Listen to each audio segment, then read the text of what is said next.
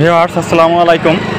আমি এখন ঐতিহ্যবাহী ঝিটকা বাজারে, ওই যে সামনে আপনারা তালের রস, গ্রীষ্মকালীন মিষ্টি তালের রস আর হলো প্রচুর ডাব এখানে দেখতে পাচ্ছেন। আর আমি সামনে গিয়ে যাচ্ছি হলো আমাদের ঝিটকার ঐতিহ্যবাহী এক মুদি দোকান, এই যে ভাই ভাই স্টোর। আর তার পাশেই হলো কাঞ্চনপুর ইউনিয়ন, মানিকগঞ্জের হরিরামপুর উপজেলার কাঞ্চনপুর ইউনিয়নের মেম্বার সাহেব শফি সাহেব। আসসালামু আলাইকুম, ভালো আছেন ভাই?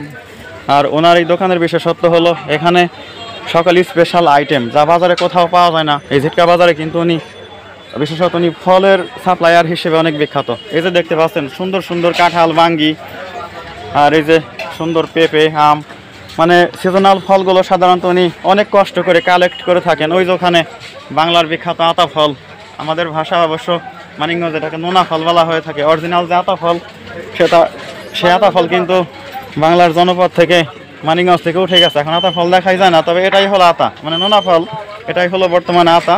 ছোটোবেলা আতা ফল অনেক খেয়েছি, তা এখন পাওয়া যায় না। এখানেও পাওয়া যেত, কয়েক বছর আগেও আমি এ দোকানে দেখেছি যে বেল দেখতে পাচ্ছেন, সুন্দর সুন্দর বেল আর কাসুন্দির বিরাট পশরা সাজিয়েছেন তিনি।